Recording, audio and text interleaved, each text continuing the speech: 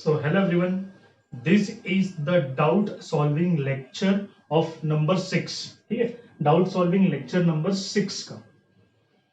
अब उसमें हमने क्या देखा था that how r is equal to 6 point into 10 raised to 6 metre कैसे आया। फर्स्ट में हम वो देखेंगे और सेकंड में हम हमारा होमवर्क क्वेश्चन देखेंगे कि वो कौन सा होमवर्क क्वेश्चन था। वो टेक्स्ट बुक पेज नंबर 8 में कैन यू टेल वाला क्वेश्चन था। Okay, so let's start with the first point. मैं ये वीडियो को बहुत शॉर्ट रखने का ट्राई करूंगा।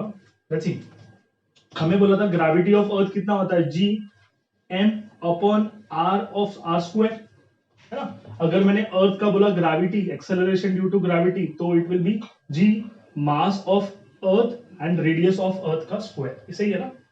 अब हमें बोला था कि हमने जब इसको डाला, वैल्यू डाला, तो value is 6.7 into 10 raise to -11। ये किसका वैल्यू है, ये ग्रेविटेशनल कांस्टेंट का वैल्यू है। ग्रेविटेशनल कांस्टेंट का वैल्यू 6.67 भी ले सकते हैं, ग्रेविटेशन का वैल्यू 6.673 भी ले सकते हैं। बट हमारी गवर्नमेंट क्या बोलती है हमको कि हम 6.7 यूज कर सकते हो because we don't have calculation methods. जैसे हमारे पास, अगर आप जैसे 11th में जाओगे, अगर साइंस लोगे तो लॉग टेबल आएगा, कैलकुलेटर है, बट हम ये सब यूज नहीं करते ना। We only use pen and paper, rough paper use करके हम सॉल्व करते हैं। तब के लिए हमें इसके लिए ऐसा बोला गया है कि आप डायरेक्टली वैल्यू ले लो छोटा सा, सो दैट कि मल्टीप्लिकेशन में इजी रहे। सो कांस्टेंट का वैल्यू ये 6.7 into 10 raise to -11 newton metre square पर केजी स्क्वायर बोलने की जरूरत नहीं है। आगे देखते हैं, मास ऑफ अर्थ कितना बोला था, 6 इंटू 10 रेज टू 24 केजी। अब इसमें तो किसी को डाउट नहीं है।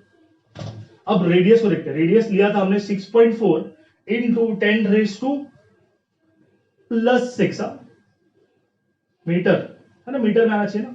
इसको मैंने स्क्वायर लिखा और ये केजी में, तो केजी अभी लिखने के लिए जरूरत नहीं है, तो ये लिख दिया। अब सर ये कैसे आ रहा है, आपने तो बोला था R is equal to 6400 kilometre, तो ये ऐसे में कैसे कन्वर्ट हो रहा है। सो लेट्स सी, अब मुझे एक रिलेशन बताओ, 1 किलोमीटर में कितने मीटर होता है।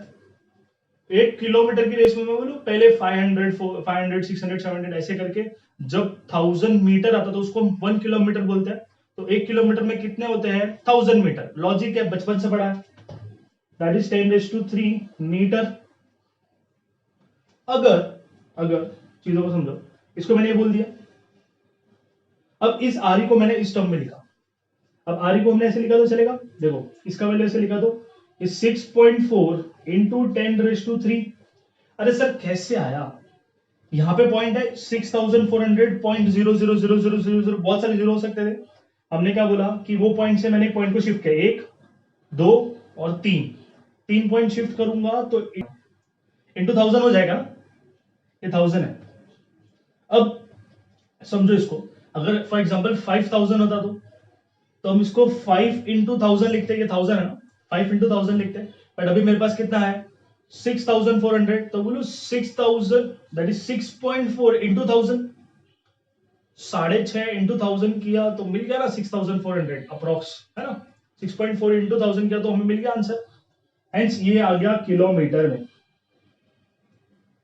अब इसको अच्छे से देखो, तो मैं बोलूं 6.4 इंटू 10⁻³ इंटू 1 किलोमीटर लिख सकता हूं मैं। ये इंटू 1 ऐसे लिखा मैंने, anything multiply by will be anything ना, जीरो नहीं, एनीथिंग ना, तो ये 1 किलोमीटर आ गया।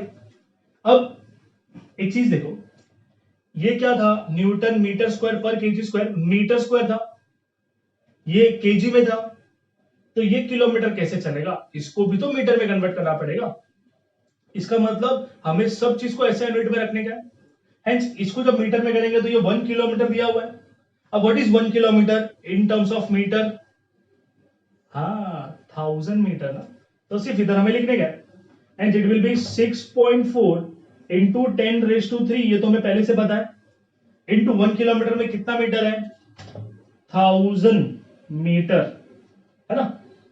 अब 1000 मल्टीप्लाई कर दो, it will be 6.4 into 10⁻6 metre. ये base same, power is added, क्यों, क्योंकि हमें बोला है कि a⁻m into a⁻m, base same तो पावर क्या होता है, ऐड होता है ना। मैं इसको इधर नहीं लिख रहा, उसके नीचे नीचे लिखा, आपको समझ में आ जाएगा, ठीक है। ये आ गया आंसर किसका, रेडियस ऑफ अर्थ का। समझा ये कैसे आया। सिर्फ ये ऐसा कुछ जरूरी नहीं कि आप ऐसे पूरे मेथड में याद रखो, but I want you to remember the value that is 6.4 into 10⁶ metre only. ठीक है, ये नॉर्मली लॉजिकली अपन बोल सकते हैं ना कि 6400 किलोमीटर्स में है, बट हमें लिखने के टाइम, हम न्यूमेरिकल के टाइम पे इसको मीटर में ही रखेंगे, that is 10⁶। Okay fine, you can even pause the video and take a screenshot. I'll give you 5 seconds. 5.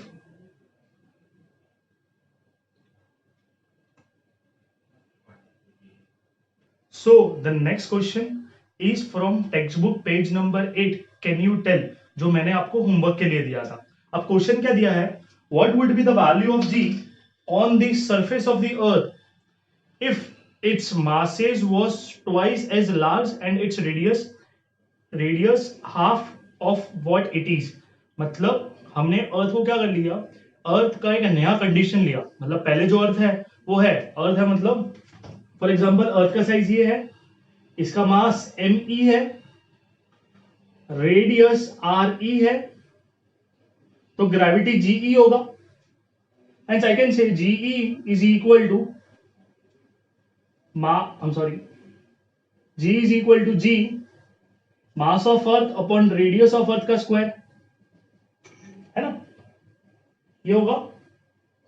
अब बोलो क्या बोलते हैं कि एक नया अर्थ बन चुका है, अर्थ का क्या हुआ, कंडीशन चेंज हो गया। अब अर्थ का क्या हो गया है कि उसका जो मास है ना, मास, तो नया मास आएगा तो एम ई डैश बोलू, नया रेडियस आएगा तो इसको आर ई डैश बोलू, तो ग्रेविटी भी जी ई डैश मिल जाएगा। Hence I can say gravity dash is equal to G M E dash upon R E dash का होल स्क्वायर। ये लिख दिया। नया प्लैनेट आया ना, कभी भी प्लैनेट का रिलेशन आया तो ऐसे ही लिखने का, हम इसको डायरेक्टली सॉल्व करेंगे, सिर्फ सब्स्टिट्यूट करने का है, जैसे मैं पहले दिया हुआ था। रिलेशन क्या दिया हुआ है, if the mass is twice, तो मैं लिखू हियर मास, जो नया मास है ना वो कितना हो गया है, mass was twice as large, मतलब 2 टाइम लार्ज हो गया है किससे, ओरिजिनल से। तो ओरिजिनल कितना था, M E, and radius is half, तो हमने बोला आर ई डैश कितना मिल गया मेरे को, half of original, that is R E. Easy है, समझाना। सिर्फ सबसे पहले क्वेश्चन लिखा वैसे वैसे लिख दिया मैंने। अब हमें सिर्फ क्या करना है, सिर्फ सब्स्टिट्यूट करने का है। तो G E dash which is my new gravity, जो नया प्लैनेट बनेगा ना उसका ग्रेविटी कितना होगा, so it will be G M E dash upon R E dash का the whole square. What is M E dash, 2 me, so 2 into me, and what is re, I can say re by 2 का तो whole square ना, तो ये दोनों को square square जाएगा, हम सॉल्व कर सकते हैं। ये 2 कांस्टेंट है बाहर, 2 into g me upon I can से re का स्क्वायर, और नीचे आ जाएगा 4, 2 का स्क्वायर इज 4 ना। अब ये अपॉन का अपॉन है तो ये 4 ऊपर जाएगा और क्या हो जाएगा, मल्टीप्लाई ना, hence my new gravity dash, therefore G E dash will be equal to, I can say 4 ऊपर गया, 4 2 से मल्टीप्लाई हो जाएगा and it give me 8 G of M E upon R E dash, I am sorry R E का square, है ना। So what is this, I can say देखा है यहां पे, hence I can say G dash is equal to 8 into gravity of my older earth. चलेगा, ये older अर्थ हो गया ना, ये नया अर्थ हो गया, तो नया अर्थ, नया ग्रेविटी कितना मिला, नया gravity is 8 times greater than my old gravity.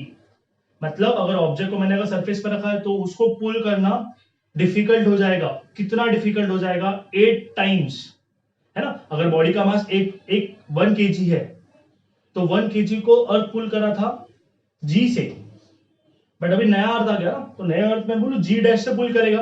अब जी डैश से पुल करेगा तो वो 8 टाइम्स भारी हो जाएगा, क्योंकि जो मल्टीप्लाई बाय जो हम 10 करते हैं ग्रेविटी का, वो 10 टाइम्स बढ़ जाएगा and the weight will be 8 times increased. ये हम पढ़ेंगे अभी इसके नेक्स्ट टू नेक्स्ट लेक्चर में। बट इतना समझ में आया, इतना समझ में आया। एक और लॉजिकल बात बोले कि ग्रेविटी ऑफ अर्थ है वो किस पे डिपेंड करेगा? आई कैन से मास of earth and radius of earth. Mass of object आया क्या? Hence, gravity only depend upon the mass of the planet and radius of the planet. इसका मतलब अगर मैंने इस हाथ में पिन लिया और इस हाथ में मैंने ये मार्कर लिया, या फिर इस हाथ में मेरा फ्रेंड एलिफेंट लिया, इस हाथ में मैंने मार्कर लिया, और अगर दोनों को एक हाइट पे लेके गया और दोनों को छोड़ दिया, सो it will fall down with the same gravity. इसके लिए अगर वो 1 kg हो, 5 kg हो, 50 kg हो, 5000 kg हो, ग्रेविटी तो हम 9.80 लेते हैं, because it is independent of the property of the object. Object कैसा भी हो उस पर ग्रेविटी सेम लगेगी, लिक्विड हो, सॉलिड हो, गैस हो, gravity will be same, that is 9.8।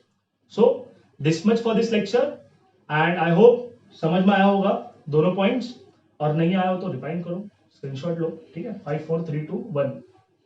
Okay, okay. Chalo, bye.